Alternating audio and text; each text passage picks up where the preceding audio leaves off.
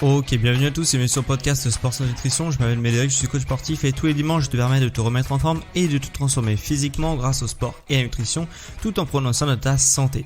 Et aujourd'hui on va voir un sujet sport, récupération et même un peu nutrition, tu vas voir, puisqu'on va parler de la lumière bleue et de son impact surtout, parce que c'est ça qui nous intéresse, c'est de parler de l'impact de la lumière bleue sur ta performance, ta progression physique, etc., etc. Et d'ailleurs, on va parler, avant de parler de l'impact de la lumière bleue, je vais te parler de la lumière bleue, ok ? Qu'est-ce que c'est ? Parce qu'on en parle beaucoup ces derniers temps. Mais il faut bien savoir ce que c'est pour essayer de la combattre, ok ? Et j'espère qu'après cet épisode justement, tu verras justement comment la combattre au mieux, ce que c'est, tu sauras exactement ce que c'est, et tu pourras aussi, je vais te proposer en fin d'épisode des solutions que j'ai moi-même appliquées dans mon quotidien pour limiter l'impact de la lumière bleue sur ma performance, sur mon humeur et ma condition physique. Alors, la lumière bleue, pour commencer, en fait, il faut savoir que toutes les lumières comme ça, ce sont des ondes et il y a plusieurs catégories d'ondes, ok, il y a une multitude d'ondes qui existent. Il y a les ondes par exemple ultraviolets, il y a les ondes du micro-ondes, il y a les ondes radio et il y a les ondes visibles. Et en fait, la lumière bleue, forcément, puisqu'elle est présente dans la technologie, les écrans, on va les regarder. Donc, les ondes produites par ton écran, forcément, ça fait partie des ondes visibles. Ok, donc finalement, la lumière bleue, premièrement, c'est une partie des ondes que tu vas pouvoir visualiser, que ton œil va pouvoir percevoir. Ok, et en fait, on parle souvent de la lumière bleue quand on parle souvent des écrans, puisque effectivement, la technologie LED envoie énormément de lumière bleue et voilà, ils vont perturber tout un tas de choses qu'on y reviendra après, mais en fait la technologie LED des écrans qui envoie la lumière bleue, c'est c'est pas quelque chose de nouveau, ok ? On n'a pas attendu le 21e siècle pour avoir la lumière bleue constamment dans notre quotidien, puisque en fait le soleil émet de la longueur d'onde et cette longueur d'onde est aussi de la lumière bleue. Et voilà, donc en fait le problème de la lumière bleue, c'est que c'est pas nouveau. C'est que c'est quelque chose qui existe depuis des millions et des millions d'années, puisque le soleil produit énormément de lumière bleue. Ce qui fait que en fait on a l'impact de l'évolution, Donc en fait l'être humain s'est adapté à la lumière du soleil pour réguler les hormones et réguler l'horloge biologique qu'on appelle aussi l'horloge circadienne, ok ? Et forcément du coup en fonction du moment de la journée, en fonction du coup de la luminosité, de l'intensité de lumière bleue que l'œil va percevoir, eh bien l'être humain va réguler tout un tas d'hormones à l'intérieur de son corps.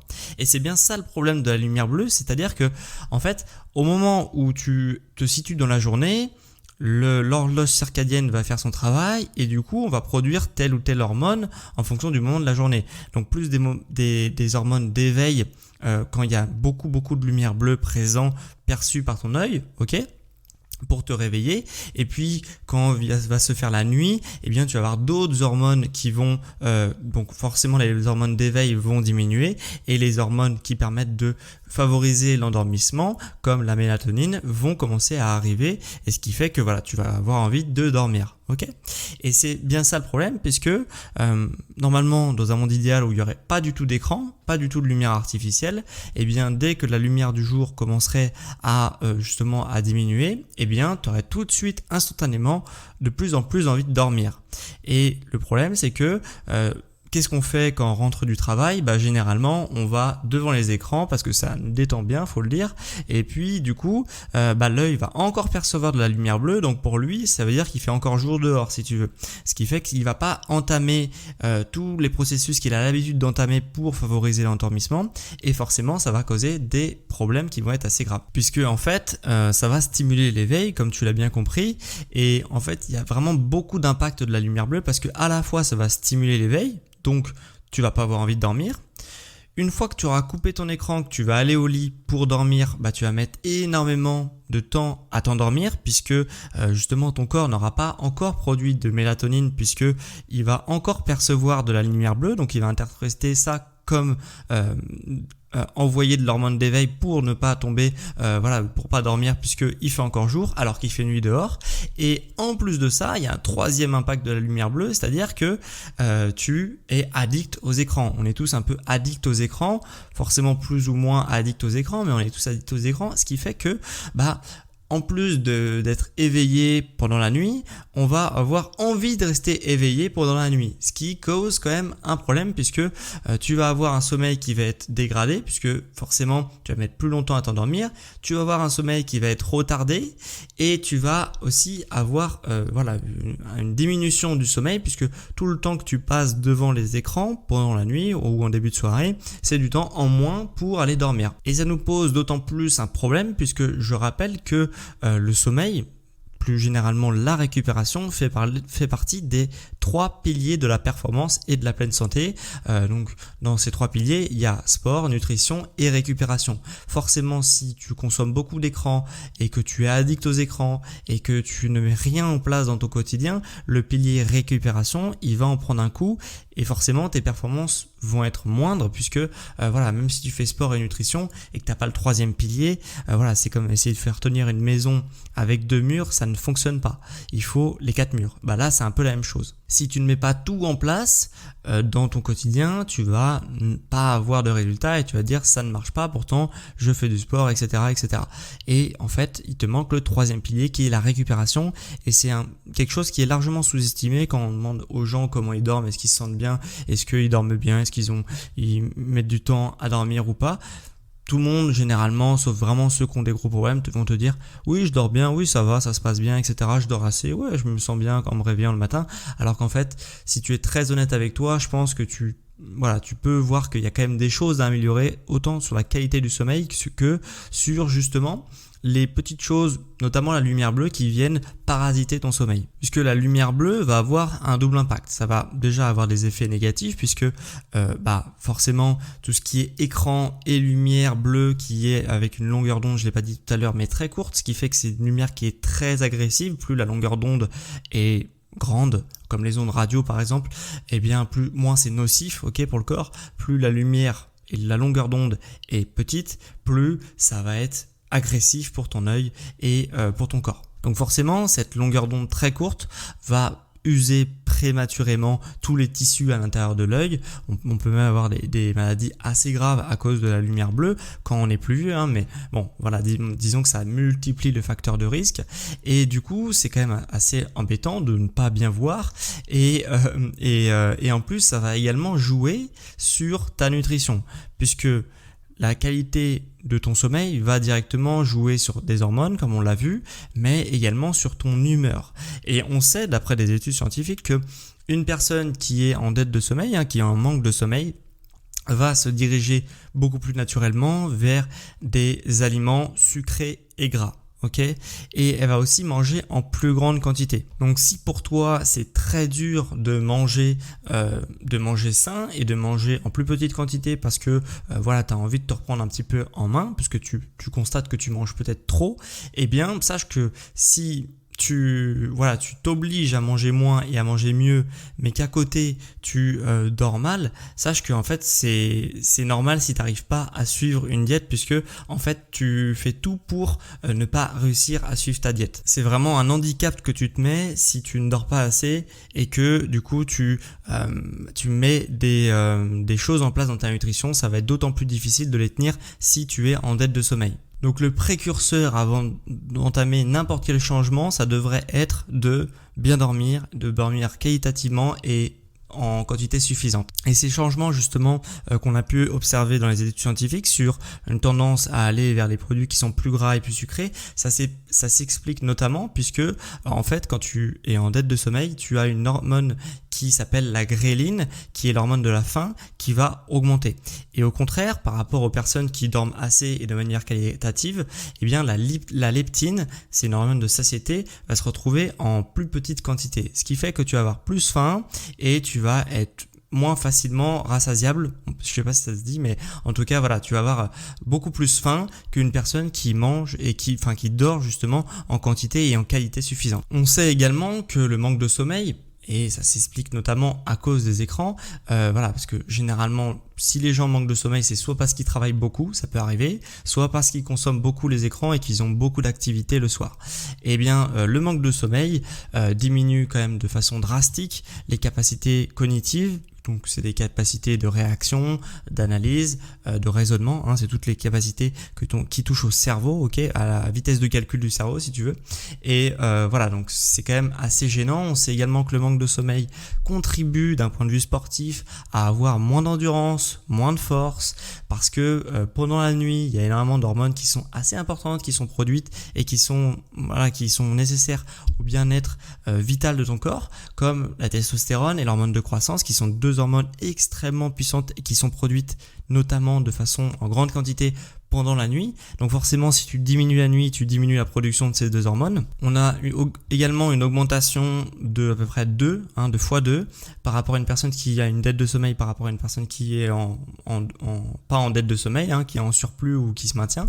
Eh bien, on a une augmentation de x2 sur les risques de blessures. Donc c'est quand même pas à négliger, parce que si t'es blessé, tu peux plus t'entraîner. Si tu peux plus t'entraîner, tu ne peux plus progresser, et donc tu ne vois plus de changement au niveau de ton physique.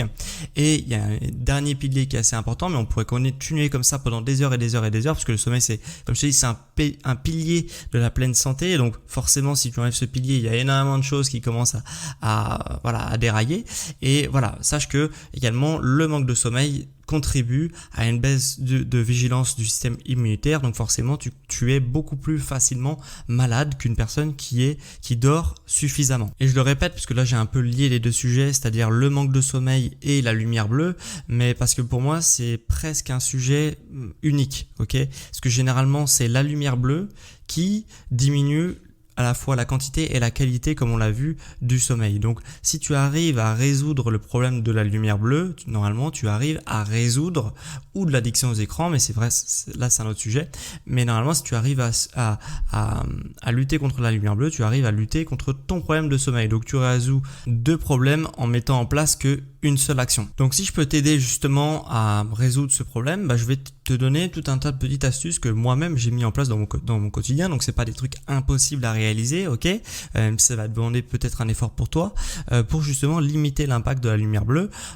sans bien sûr avoir quelque chose de trop drastique, genre tu n'as plus le droit de regarder les écrans, etc., etc. Premier truc que j'ai mis en place, alors ça fait un petit peu bizarre au début, mais je te rassure vraiment, moi maintenant je ne peux plus m'en passer, je ne peux même plus m'en passer, c'est mettre le mode sombre et le mode lecture sur les écrans, ok, donc téléphone et PC principalement.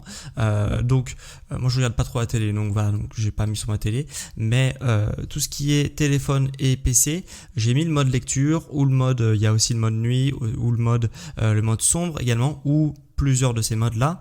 J'ai vraiment mis tout ce qui était disponible à ma disposition sur les appareils électroniques que j'utilise le plus souvent, pour justement limiter et limiter l'impact de la lumière bleue sur mes yeux, et donc aussi sur mon rythme circadien, comme on l'a vu tout à l'heure, puisque ça a un impact direct. Et en fait ce que ça va faire, c'est que tes écrans vont être quand même assez jaune pâle. En fait, tu n'auras plus vraiment de blanc, c'est la couleur blanc. Il faut savoir que de la technologie LED, quand on voit de la couleur blanc, c'est vraiment la lumière la plus agressive pour l'œil. Donc forcément, à la place du blanc, si tu as du jaune pâle, c'est tout de suite beaucoup moins agressif pour l'œil, et ça limite un petit peu l'usure prématurée que pourraient avoir justement les écrans sur ton œil. Et pour la petite histoire, il y a un moment, je sais plus, il y a quelques mois, le mode s'était enlevé de mon écran de PC, et je m'en étais pas rendu compte, et je travaillais beaucoup sur les écrans, et du coup le truc c'est que je m'en étais pas rendu compte, et je comprenais pas pourquoi, mais pendant une semaine j'avais des migraines, j'avais les yeux qui vraiment secs, etc., qui me brûlaient, et je comprenais pas d'où ça venait, parce que j'avais rien changé, et en fait c'était juste mon mode qui s'était enlevé. Donc je t'invite vraiment, si tu as ces symptômes des yeux secs, de migraines, etc., et que tu passes beaucoup de temps sur les ordinateurs, à vraiment mettre ces modes là, puisque vraiment on s'en rend plus compte au bout d'un certain temps, au bout vraiment de un quart d'heure, 20 minutes, on s'en rend plus compte, et ça change vraiment la vie. Deuxième chose que j'ai mis en place justement pour limiter un peu l'impact de la lumière bleue, c'est d'acheter des bougies pour mes pièces où je suis principalement la nuit. Donc les deux pièces où je suis principalement la nuit, c'est le bureau et ma chambre. Et du coup, j'ai acheté des bougies puisque il faut savoir que les LED, en fait, maintenant c'est obligatoire maintenant d'avoir des ampoules à LED puisque c'est plus économe en énergie, etc., etc. Mais il faut savoir que la technologie LED, c'est elle qui fournit le plus de lumière bleue. Donc par rapport aux ampoules incandescentes qu'on avait avant avec le petit filament. Et bien maintenant, la technologie LED, en fait, ça envoie énormément de lumière bleue. Donc si tu t'éclaires comme ça la nuit, si tu éclaires tes pièces comme ça la nuit, eh bien ça va envoyer des signaux pour ton corps qu'il faut rester éveillé. Donc moi j'ai acheté des bougies, ça fait quand même un certain temps que j'ai fait ça, et j'en mets un peu partout dans mes pièces. Enfin j'en mets une ou deux en fait dans les pièces, ça suffit largement, et ça me permet de voir et de pas avoir l'impact négatif de la lumière bleue. Donc ça c'est vraiment une astuce pas mal, et je t'invite vraiment à tester les bougies. Alors ça c'est vraiment perdu, hein, les gens n'utilisent plus de bougies, mais moi non plus, mais là du coup depuis quelques années j'ai repris goût aux bougies, et en vrai c'est pas mal, et ça fait une petite lumière tamisée, et c'est vraiment pas plus mal, et on se sent reposé. Vraiment les yeux se reposent avec ce type de lumière. Troisième chose que j'ai mis en place, puisque en fait que je n'ai pas dit dans mon podcast, mais disons que la production de mélatonine met environ une demi-heure à arriver quand il n'y a plus du tout de lumière bleue perçue par l'œil en fait. Donc ce que je fais, c'est que 30 minutes avant je suis sur les écrans, et 30 minutes avant justement d'aller me coucher, donc j'allume mes pièces avec les bougies, et puis je mets un podcast ou la radio. Donc je suis plus sur mon écran, ça tourne en tâche de fond, et je fais ma séance d'automassage et d'étirement pendant à peu près une demi-heure. Ce qui fait que après ces séances d'automassage et d'étirement, je vais aller me coucher, et du coup avant de me coucher, eh bien j'ai pas du tout accès aux écrans, et du coup ça limite mon impact, et ça augmente la production de mélatonine juste avant d'aller se coucher. Donc c'est vraiment un bon conseil. C'est la dernière chose que tu fais avant de te coucher, c'est de couper tes écrans, de mettre la radio si tu veux, et d'aller t'étirer et te masser comme ça. Une demi-heure avant de te coucher, tu n'auras pas accès aux écrans, et en plus tu seras quand même occupé puisque tu auras la radio qui te distrait, et puis tu es en train de faire une activité, hein, tu te masses et tu t'étires, donc vraiment on voit pas le temps passer, et ça limite un petit peu l'impact négatif des écrans avant d'aller se coucher. Et dernière chose que j'ai mis en place pour vraiment limiter la lumière bleue dans mon quotidien, c'est que la pièce où je dors, hein, donc ma chambre, j'ai enlevé tous les objets qui étaient électroniques dedans. Ok, j'ai plus aucun objet électronique sauf mon téléphone. C'est ce dernier que j'ai gardé puisque je me réveille avec, mais du coup je le mets très loin, je le retourne sur son écran pour justement pas me faire réveiller par un appel ou quoi. Et du coup voilà, ce téléphone est très loin de moi, retourné, il n'y a plus aucune lumière dans ma pièce, et ça m'aide vraiment pour dormir, et je m'endors grâce à ça relativement rapidement, ce qui n'était pas le cas vraiment avant. Donc voilà, si tu combines déjà tout ça, tu as déjà des bonnes bases. Après moi j'ai rajouté quelques trucs pour améliorer la qualité de mon sommeil, ok.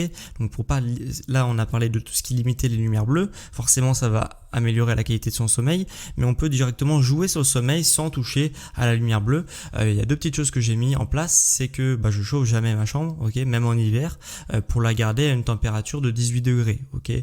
C'est généralement autour de ça que ça tombe quand on chauffe pas, même en hiver, si c'est relativement bien isolé chez toi. Donc voilà, parce que c'est vraiment la température optimale pour dormir. Donc voilà, je me prends pas trop la tête, mais disons que si c'est froid, ça me dérange pas trop, et je sais que c'est mieux pour moi, donc voilà, je le fais. Et la dernière chose que j'ai fait récemment, c'est de tout simplement changer ma literie, et je peux pas te dire à quel point je suis content d'avoir mis quand même pas mal de sous dans un bon matelas, puisque vraiment on voit une vraie différence entre un matelas entrée de gamme que j'avais avant et quelque chose d'un peu plus onéreux que j'aime maintenant, et vraiment ça fait vraiment toute la différence sur la qualité de mon réveil surtout, et de mon quotidien. Donc voilà, je peux que t'investir à faire ça, mais forcément effectivement c'est un peu plus onéreux, mais je regrette pas du tout mon achat. Donc voilà, t'as pas mal de petites astuces justement pour limiter ton impact de la lumière bleue, hein, sur la qualité de ton sommeil, et à la fois aussi améliorer directement la qualité de ton sommeil. Si je peux résumer un petit peu justement les petites astuces que je t'ai données, c'est de mettre le mode sombre et le mode lecture sur tes appareils, ton téléphone et ton PC. Acheter des bougies pour les pièces où tu es présent de manière longtemps, la nuit. 30 minutes avant de te coucher, tu coupes totalement ton œil des écrans. Donc tu peux mettre la radio comme je fais moi si tu aimes bien faire ça, ou les podcasts. Mais tu passes, tu t'étires, tu t'automasses. Comme ça fait 2 en 1. Et en plus que ça, t'auras pas cet aspect négatif puisque la mélatonine va commencer à être produite pendant que tu vas faire ta séance d'étirement. Dernière chose que tu peux faire pour limiter l'impact de la lumière bleue, c'est de virer toutes les petites voyants, tous les petits objets qui émettent de la lumière de ta chambre pour garder vraiment que ceux qui sont importants pour toi. Donc normalement le réveil donc de ton téléphone, ou un réveil, c'est encore mieux, à pile à l'ancienne. Et sinon, pour quand on passera en hiver, pense à ne pas trop chauffer ta pièce puisque vraiment la température idéale c'est 18 degrés pour avoir vraiment un bon sommeil et bien s'endormir. Et dernière chose, c'est de peut-être investir si ça fait très longtemps, genre 5-10 ans que tu n'as pas investi dans une literie, peut-être que c'est le moment aussi de changer ta literie pour améliorer directement la qualité de ton sommeil. Donc voilà, maintenant tu sais tout sur l'impact de la lumière bleue sur ta condition physique. Tu as vu quand même qu'il y a pas mal de choses qui rentrent en compte, notamment même sur la nutrition, la santé, l'humeur, etc. Donc c'est vraiment intéressant de limiter cet impact de la lumière bleue pour améliorer directement ton sommeil. Si ça t'a plu, n'hésite pas à mettre un avis sur l'émission, c'est le meilleur moyen de me soutenir et de soutenir mon entreprise, de soutenir mon travail, c'est de mettre un avis. C'est gratuit, ça coûte rien, ça prend 2 secondes.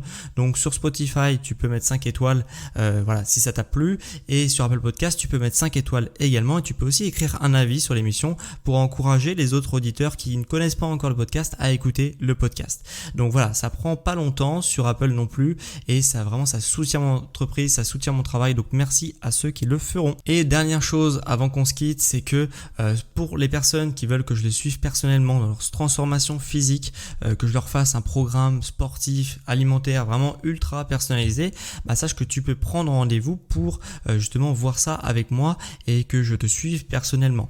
Si tu veux prendre rendez-vous, ça se passe en description de ce podcast, il y a un petit lien, tu peux cliquer dessus, prendre rendez-vous, tu as mon agenda qui est en ligne, ou alors tu te rends sur mon site, tu tapes sur Google Sport, Santé, Nutrition, et tu vas sur la page d'accueil de mon site, tu as également mon agenda qui est en ligne pour prendre rendez-vous. Et pour tous les autres, on se dit à dimanche prochain pour un prochain podcast sur le sport, la santé et la nutrition. Sur les sportifs intelligents.